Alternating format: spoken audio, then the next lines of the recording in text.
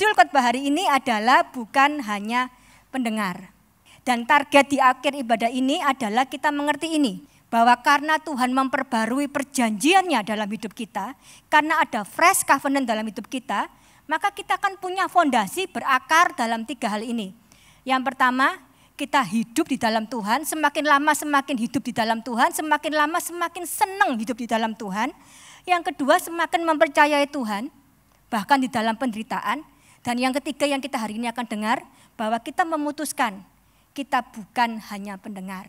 Apa maksudnya bukan hanya pendengar? Kita baca sama-sama di Yakobus 1 ayat 22 sampai 25. Nah, saya mau undang kita semua bangkit berdiri, kita baca ayat ini sama-sama ya Bapak Ibu Jemaat Tuhan. Tetapi hendaknya, mari Bapak Ibu Jemaat Tuhan, kamu menjadi pelaku firman dan bukan hanya pendengar saja. Kamu menipu diri sendiri, ayat 23. Sebab jika seorang hanya mendengar firman saja dan tidak melakukannya, ia adalah seumpama seorang yang sedang mengamat-amati mukanya yang sebenarnya di depan cermin. Ayat 24. Baru saja ia memandang dirinya, ia sudah pergi. Atau ia segera lupa bagaimana rupanya. Ayat 25. Tetapi barang siapa meneliti hukum yang sempurna, yaitu hukum yang memerdekakan orang dan ia bertekun di dalamnya, jadi bukan hanya mendengar untuk melupakannya, tetapi sungguh-sungguh melakukannya, ia akan berbahagia oleh perbuatannya. Amin. Silakan duduk Bapak Ibu Jemaat Tuhan. Dari ayat-ayat ini, Yakobus 1, 22 sampai 25. Apa yang bisa kita pelajari? Mari kita belajar 2 hal pagi hari ini. Yang pertama, dengarkan firman Tuhan. Oke, ayat-ayat tadi tidak menyatakan bahwa mendengar firman Tuhan itu salah atau tidak boleh dilakukan. Ya kan? Kalau saya di sini saya bicara sama Bu Dewi misalnya. Bu Dewi untuk hidup sehat, itu Bu Dewi jangan cuma makan makanan sehat saja loh, tapi bla bla bla bla bla. Sebenarnya saya tidak menyatakan bahwa makan makanan sehat itu tidak boleh. Bahwa justru untuk hidup sehat ya harus makan makanan sehat, tapi gitu ya. Jadi yang pertama, tetap makan makanan sehat untuk hidup sehat. Tetap dengarkan firman Tuhan. Karena ada ayat dalam Roma 10 ayat 17 berkata demikian. Iman timbul dari pendengaran dan pendengaran oleh firman Kristus. Jadi ketika kita mendengar firman, otomatis iman kita timbul. Bapak Ibu Jemaat Tuhan. Ini kata Alkitab. Ketika kita mendengar firman Tuhan, iman itu akan muncul. Nah, masalahnya iman ini harus kita munculkan dalam hidup supaya kita bisa menghidupi hari-hari ke depan.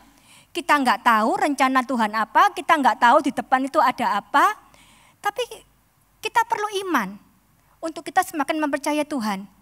Di saat-saat penderitaan, kesulitan, tantangan muncul, kita perlu iman untuk melihat Tuhan, mempercayai Tuhan. Bahwa rancangan Tuhan ini yang terbaik untuk saya. Tapi di saat kita dalam kemenangan, contoh ini dapat lotre ya. Tahun ini dapat lotre gitu ya, amin gitu ya. Tahun ini dapat hadiah gitu. Kita juga perlu lihat Tuhan untuk mengetahui, untuk sungguh-sungguh sadar bahwa berkat ini asalnya dari Tuhan. Saya enggak terpaku pada berkatnya, saya terpaku pada Tuhan. Ini bukan hasil kuat dan gagah saya, ini karena Tuhan. Dan karena itu, karena kita lihat Tuhannya, kita tanya sama Tuhan, Tuhan uang lotre ini tak buat apa ya? Kita enggak langsung habis-habiskan menurut kehendak kita. Tapi karena kita lihat Tuhan yang adalah sumber berkat itu, kita tanya Tuhan. Tuhan kasih aku uang lotre ini buat apa? Itu perlunya iman Bapak Ibu Jemaat Tuhan. Jadi dalam titik terendah maupun tertinggi kehidupan, iman menolong kita untuk melihat Tuhan, mempercayai Tuhan, dan memberikan respon yang tepat di segala musim. Jadi kelilingi hidup saudara dengan firman. Dimanapun Anda ada dalam perjalanan, di rumah gitu ya, dengarkan streaming-streaming yang selama ini telah dilakukan oleh Gereja Marsyaron, dengarkan podcast rohani, dengarkan lagu-lagu rohani, karena lagu-lagu rohani itu sebenarnya juga firman Tuhan yang dinyanyikan. Selalu kelilingi diri Anda dengan firman supaya iman itu muncul. Dan iman itu menolong saya dan juga Anda. Tiap hari iman itu menolong kita. Nah, tapi Yakobus ini juga mengatakan mendengar saja tidak cukup. Kenapa? Karena kalau dengar saja kita lupa, Bapak Ibu Jemaat Tuhan. Ada fakta menarik gitu ya. Jadi sebuah studi mengatakan kalau memang kalau kita mendengar sesuatu informasi itu akan disimpan dalam memori jangka pendek. Memori jangka pendek kita tuh memang dirancang nggak bisa lama, hanya hitungan detik sudah hilang. Kenapa begitu? Karena kinerja otak itu memang nggak mau nyimpen banyak-banyak ya. Bayangkan kalau semua suara kita simpen, kita ingat semua, lama-lama jadi overload. Ngapain ya kan? Jadi memang kinerja otak, memang ketika pertama kali mendengar suara itu disimpan sebagai memori jangka pendek yang hilang dalam hitungan detik. Nah, kalau kita merasa informasi itu penting, kita kan kepingin ya nyimpen itu ke dalam memori jangka panjang supaya bisa ingat lagi. Ada 2 cara yang dilakukan. Yang pertama, kita mengulang kembali informasinya. Karena itu dalam khotbah ini, Bapak Ibu jemaat Tuhan bisa catat. Bisa foto PowerPoint-nya.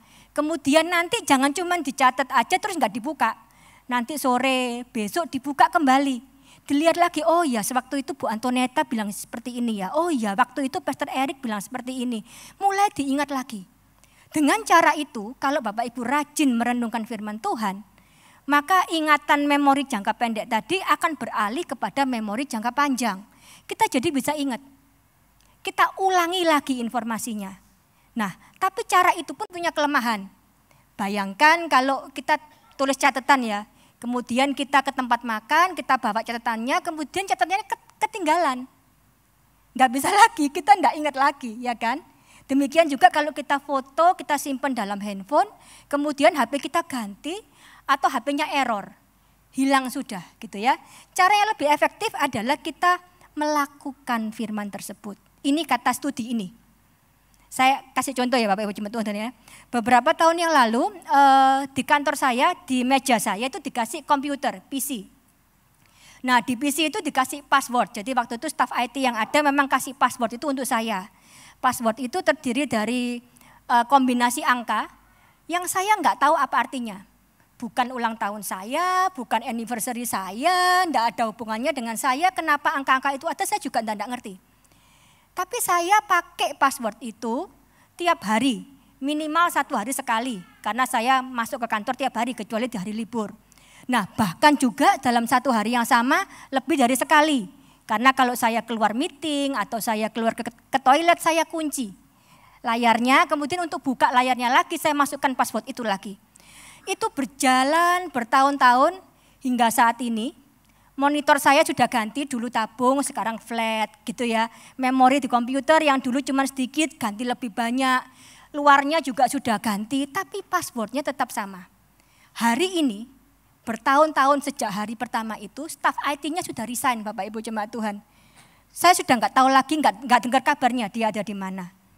Catatannya kalau dulu saya nyatet di kertas, sudah hilang. Karena kami pindah kantor juga beberapa kali. Kalau dulu saya mungkin foto itu note kecilnya, saya juga sudah ganti HP juga beberapa kali, saya enggak ingat lagi itu ada di mana. Tapi hari ini saya masih bisa buka itu komputer karena saya buka terus setiap hari dengan password itu. Saya lakukan itu tiap hari, jadi password itu kombinasi angka yang enggak ada hubungannya sama saya itu bisa nyantol di saya. Demikian juga Bapak Ibu dengan firman Tuhan. Ketika Anda mendengar firman Tuhan, catat, ulangi lagi. Tapi itu bukan cara yang efektif, ada cara yang lebih efektif lagi, yaitu dengan lakukan. Nah, itu kata studi tadi. Nah, studi ini termasuk baru ya dibanding kitab Yakobus, gitu ya. Kitab Yakobus ditulis beratus-ratus tahun yang lalu, dan kitab Yakobus dalam Yakobus 1 ayat 25b, versi TSI, terjemahan sederhana Indonesia, mengatakan hal yang sama. Janganlah kamu hanya mendengar, lalu melupakannya, tetapi lakukanlah itu. Maka Allah akan memberkatimu dalam segala hal yang kamu perbuat. Oke, poin pertama tadi apa? Dengarkan firman Tuhan. Poin kedua hari ini, lakukan firman Tuhan. Yakobus 2 ayat 17 berkata demikian, demikian juga halnya dengan iman. Ingat tadi itu iman timbul dari pendengaran ya. Jika iman itu tidak disertai perbuatan, maka iman itu pada hakikatnya adalah mati. Untuk kita paham ayat ini, saya punya ilustrasi sederhana dan saya mau ajak kita semua melakukannya gitu ya. Mari kita buka dompet, buka kantong, kita mau keluarin 1 lembar uang dari dompet atau kantong kita. Ayo lakukan dong Bapak Ibu jemaat Tuhan. Oke, saya udah siapin ini, silakan Bapak Ibu jemaat Tuhan juga lakukan. Suami istri satu aja enggak apa-apa. Ambil 1 lembar uang kertas. Gitu ya. Oke, saya tunggu sampai semuanya sudah. Oke, nilainya bisa berapa aja? Oke, dibolak-balik ya. Nah, saya punya uang di sini 20.000. Kenapa saya tahu 20.000? Karena ada nilai yang tercetak di sini. Di depannya kelihatan 20.000, di belakangnya juga kelihatan 20.000. Saya rasa Bapak Ibu juga sama, kalau uangnya 1.000 juga sama, 5.000 juga sama, 20.000, 50.000, 100.000 pun juga sama. Ada nilai yang tertulis di tampak depan dan tampak belakang. Oke, nah sekarang bayangkan kalau pihak Bank Indonesia sebagai pencetak uang ini, dia lupa, enggak nyetak bagian belakangnya. Oke, bagian depannya bagus sekali, sempurna. Tapi bagian belakangnya kosong, lembar kosong. Nah, saya mau tanya nih sama Bapak Ibu jemaat Tuhan. Apakah kalau cetakan seperti itu, apakah nilai uang itu tetap 20.000? Enggak ya, enggak, jelas enggak. Nah, sekarang pertanyaan kedua. Dengan cetakan seperti itu, tampak depannya lengkap, belakangnya kosong gitu ya. Apakah nilainya jadi 10.000? Oh karena belakangnya kosong ya, 20.000 dibagi 2 ya 10.000. Apakah nilai uang itu jadi 10.000? Enggak. Betul, jawabannya tidak. Demikian juga iman tanpa perbuatan pada hakikatnya adalah mati. Nangkep ya Bapak Ibu jemaat Tuhan. Iman tanpa perbuatan pada hakikatnya tidak berarti. Bukan berkurang nilainya, tidak berarti. Karena iman dan perbuatan itu side to side seperti uang ini. Enggak bisa dipisahkan. Depannya iman, belakangnya perbuatan. Enggak bisa dipisahkan. Kalau itu hilang satu, kosong sudah, tidak bernilai. Disimpan kembali uangnya, Bapak Ibu jemaat Tuhan. Oke. Nah, nangkep ya ilustrasi uang ini ya. Begitu Tuhan memberikan ilustrasi ini dari hamba-hamba Tuhan yang sebelumnya, saya rasa sungguh ini ilustrasi yang mudah kita mengerti. Kenapa firman ini mengatakan jika iman tidak disertai perbuatan, maka iman itu pada hakikatnya adalah mati. Demikian juga sebaliknya, perbuatan tanpa iman, perbuatan baik tanpa iman tidak pernah menyelamatkan. Oke, jadi hari ini kita belajarnya pertama adalah dengarkan firman, yang kedua lakukan firman. Nah, sekarang pertanyaannya, Bapak Ibu sudah mendengarkan firman hari ini? Sudah. Pertanyaannya adalah, firman apa yang saya lakukan hari ini? Oke, kita mau bahas juga dari kitab Yakobus 1 ayat 27. Ibadah yang murni dan yang tak bercacat di hadapan Allah Bapa kita, ialah mengunjungi yatim piatu dan janda-janda dalam kesusahan mereka dan menjaga supaya dirinya tidak dicemarkan oleh dunia. Nah, Bapak Ibu jemaat Tuhan, Yakobus ini kitabnya sangat praktis ya. Dia straight to the point, enggak bertele-tele. Sungguh dalam ayat ini janda-janda dan yatim piatu adalah sungguh-sungguh orang yang kehilangan sosok penolong, sosok penjaga dalam hidup mereka. Di sini bukan cuma yatim piatu dan janda-janda aja, tapi ada dalam kesusahan mereka. Jadi poinnya bukan cuma yatim piatu dan janda-janda, tetapi setiap orang di sekeliling kita yang memang dalam kesusahan. Tolong mereka, yang kita bisa lakukan hari ini, perhatikan dan tolong mereka yang memerlukan. Karena kita ini anak Tuhan, kita mengaku diri kita penuh dengan kasih Tuhan. Dan kasih Tuhan juga penuh dalam diri kita, kita bukan cuma mengaku, memang kasih Tuhan itu penuh dalam hidup kita. Maka kasih itu harus kita salurkan kepada yang lain. Nah, beberapa waktu yang lalu Pastor Caleb menyampaikan di pertemuan leader, jangan sampai kita ini seperti laut mati. Kenapa disampaikan laut mati gitu ya? Laut mati itu kenapa dibilang mati? Karena tidak ada air yang keluar dari laut mati itu. Jadi laut mati itu dikelilingi oleh daratan yang sangat tinggi, tidak ada air yang bisa keluar. Karena enggak ada air yang bisa keluar, maka kandungan garamnya sangat tinggi. Karena kandungan garamnya sangat tinggi, tidak ada ikan, tidak ada binatang laut, tidak ada hewan laut, tidak ada tumbuhan laut yang bisa bertahan dalam air semacam itu. Jadi lautnya mati karena sungguhan tidak ada kehidupan di dalamnya. Nah, kalau kita ini mengaku kita punya kasih Tuhan, dan kasih Tuhan memang sungguh-sungguh ada di dalam kita, jangan berhenti sampai kita. Salurkan kepada yang memerlukan.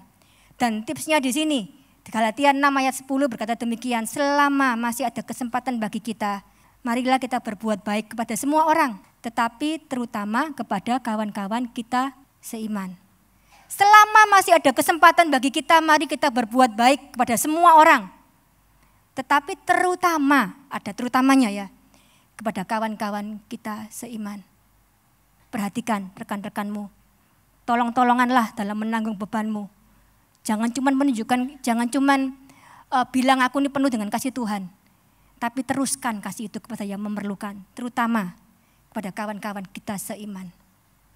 Yang kedua, yang kita bisa lakukan hari ini adalah cek dan recheck motivasi hati.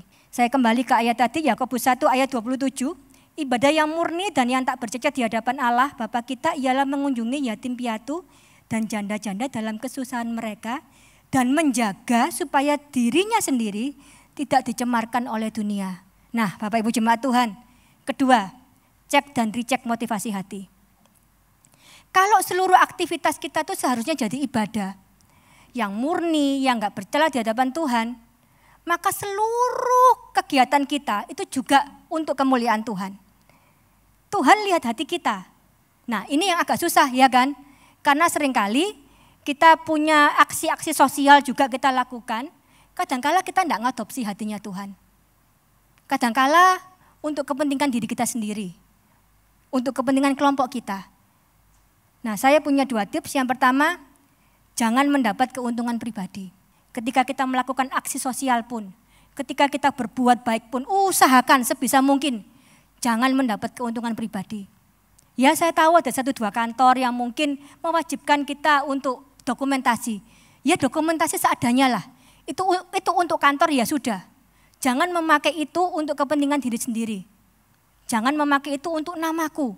Tak upload di IG pribadiku, gitu ya. Kalau memang nggak ada tujuannya, dan memang setelah kita cek dan recheck motivasi hati itu hanya untuk mendapat keuntungan buat kita, supaya aku semakin terkenal, supaya aku semakin dilihat orang, maka motivasi ini adalah motivasi yang tidak perlu. Jangan sampai kita dicemarkan oleh motivasi ini. Yang kedua, sebisa mungkin lakukan dengan tersembunyi. Sebisa mungkin Bapak Ibu jemaat Tuhan, lakukan dengan tersembunyi. Matius 6, 3-4 berkata demikian. Tetapi jika engkau memberi sedekah, janganlah diketahui tangan kirimu apa yang diperbuat tangan kananmu. Hendaklah sedekahmu itu diberikan dengan tersembunyi. Maka Bapamu yang melihat yang tersembunyi akan membalasnya kepadamu. Sebisa mungkin kita tidak mendapat keuntungan dan kita lakukan dengan tersembunyi. Sungguh-sungguh kemuliaan hanya bagi Tuhan saja. 5 menit terakhir ini biarkan saya merecap apa yang saya sampaikan. Jangan kita cuma menjadi pendengar firman saja. Tapi kita mau tetap dengar firman Tuhan plus kita lakukan firman. Dan hari ini firman yang mau kita lakukan adalah mari kita perhatikan dan tolong orang-orang yang memerlukan, orang-orang yang terpinggirkan, orang-orang yang miskin. Dan tolong tidak harus dengan dana ya Bapak Ibu jemaat Tuhan ya. Kalau selama ini kita cuma mikir cuma dengan dana, tidak selalu. Kita mengenal doa, daya, dana. Anda mungkin tidak punya dana yang cukup banyak untuk menolong mereka. Dan solusi dari semua permasalahan selalu bukan dana. Tidak selalu dana. Gitu ya. Solusinya bisa dengan doa, bisa dengan daya. Aku bisa lakukan ini. Aku mau lakukan ini. Atau aku bisa jadi penghubung antara kamu dengan dia. Oh, kamu butuh untuk sekolah lebih jauh tapi enggak ada biaya. Aku tahu yayasan yang bisa bantu kamu. Coba kamu apply-kan. Kita bisa tolong kok dengan daya kita. Tidak harus dana keluar. Bisa tolong. Oh, aku tahu siapa yang bisa menolong kamu. Siapa yang kira-kira bisa kamu hubungi. Hubungkan mereka. Kemudian yang kedua adalah mari kita cek dan recheck motivasi hati. Jangan sampai kita mendapat keuntungan dari itu. Bapak Ibu jemaat Tuhan, mari kita renungkan sungguh-sungguh. Berfokus pada Tuhan, miliki hatinya Tuhan, minta hati Tuhan. Dalam hidup kita, minta sungguh-sungguh hati Tuhan. Sehingga ketika kita lakukan perbuatan yang menyenangkan Tuhan, sungguh-sungguh motivasi kita itu benar di hadapan Tuhan. Fokus kepada Tuhan, terpaut, erat tinggal di dalam Tuhan.